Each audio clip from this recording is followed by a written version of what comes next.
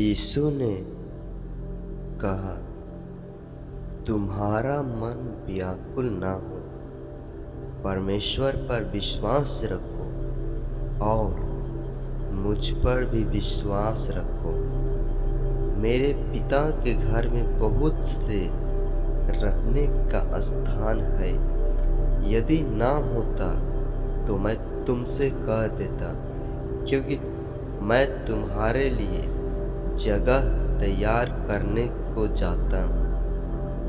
यदि मैं जाकर तुम्हारे लिए जगह तैयार करूँ तो फिर आकर तुम्हें अपने यहाँ ले जाऊँगा कि जहाँ मैं रहूँ वहाँ तुम भी रहो। जहाँ मैं जाता हूँ तुम वहाँ का मार्ग जानते हो।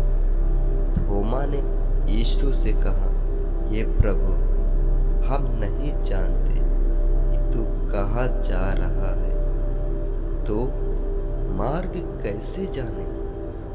यीशु ने थोमा को उत्तर दिया, मार्ग और सत्य और जीवन मैं ही हूँ। बिना मेरे द्वारा कोई पिता के पास नहीं पहुँच सकता। इसलिए यदि तुमने मुझे जाना होता तो मेरे पिता को भी जानते और अब उस पिता को देखते भी हो और जानते भी हो। फिलिप्पुस ने यीशु से कहा, हे प्रभु, हमें पिता को दिखा दे, यही हमारे लिए बहुत है।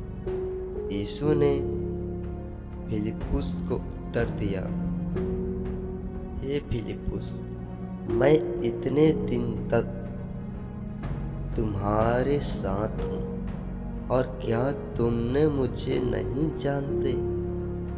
जिसने मुझे देखा उसने पिता को देखा। तो क्यों कहता है कि पिता को हमें दिखा दे? क्या तू विश्वास नहीं करता? मैं पिता में हूँ और पिता मुझ में है। ये बातें जो मैं तुमसे कहता हूँ अपनी ओर से नहीं कहता, परंतु पिता मुझ में रहकर अपना कार्य करता है। मेरा विश्वास करो कि मैं पिता में हूँ और पिता मुझ में है, नहीं तो मेरे कामों के कारण विश्वास करो।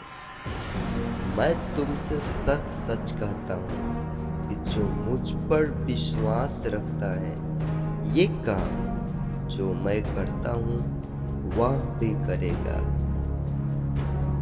ये काम वह भी करेगा, वरन इससे भी बड़े बड़े काम करेगा, क्योंकि मैं पिता के पास जाता हूँ। जो कुछ तुम मेरे नाम से मांगोगे वही मैं करूँगा, कि पुत्र के द्वारा पिता की महिमा हो। यदि तुम मुझसे मेरे नाम से कुछ मांगोगे तो मैं उसे करूँगा। यदि तुम मुझसे प्रेम रखते हो तो मेरी आज्ञाओं को मानोगे कि मैं पिता से विनती करूँगा और वह तुम्हें एक और सहायक देगा, अर्थात पवित्र आत्मा। वह सर्वदा हमेशा के लिए तुम्हारे साथ रहे, अर्थात सत्य की आत्मा, जिसे संसार ग्रहण नहीं कर सकता, क्योंकि वह ना उसे देखता है ना उसे जानता है। तुम उसे जानते हो, क्योंकि वह तुम्हारे साथ रहता है और वह पवित्र आत्मा तुम में होगा, अर्थात तुम्हारे अंदर बसा रहेगा। मैं तुम्हें अनाथ नहीं छोड़ूंगा। मैं तुम्हारे पास आता हूँ। और थोड़ी देर रह गई है कि फिर संसार मुझे न देखेगा, परंतु तुम मुझे देखोगे, इसलिए कि मैं जीवित हूँ। तुम भी जीवित रहोगे। उस दिन तुम जानोगे कि मैं अपने पिता में हूँ और पिता मुझ में है। जिसके पास मेरी आज्ञाएं हैं और वह उन्हें मानता है, वही मुझसे प्रेम रखता है, और जो मुझसे प्रेम रखता है उससे मेरे पिता प्रेम रखेगा, और मैं उससे प्रेम रखूंगा और अपने आप को उस पर प्रकट करूंगा। उस यहूदा ने, जो इस्करियोती न था, उससे कहा, हे प्रभु, क्या हुआ कि तू अपने आप को हम पर प्रकट करना चाहता है और संसार पर नहीं? यीशु ने उसको उत्तर दिया, यदि कोई मुझसे प्रेम रखेगा तो वह मेरा वचन को मानेगा, और मेरा पिता उससे प्रेम रखेगा, और हम उसके पास आएंगे और उसके साथ वास करेंगे।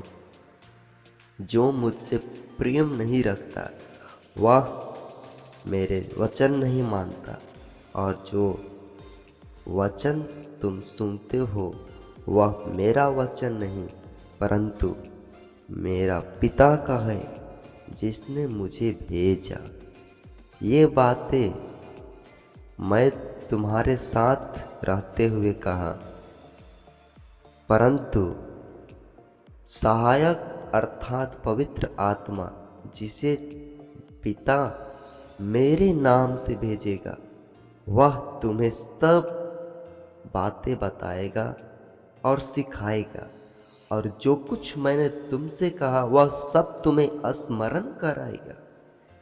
मैं तुम्हें शांति दिए जाता हूँ, अपनी शांति तुम्हें देता हूँ। जैसा संसार देता है मैं तुम्हें नहीं देता, परंतु मैं अपनी शांति तुम्हें देता हूँ।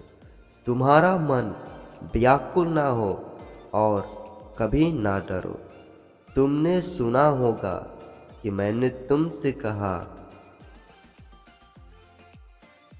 मैं जाता हूँ और तुम्हारे पास फिर आऊँगा।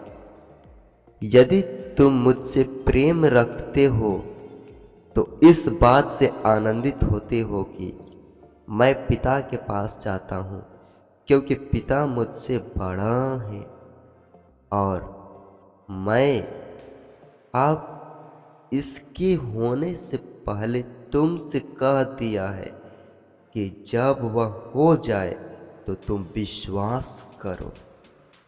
मैं अब तुम्हारे साथ और बातें ना ही करूँगा, क्योंकि इस संसार का सरदार मुझ पर उसका कोई अधिकार नहीं।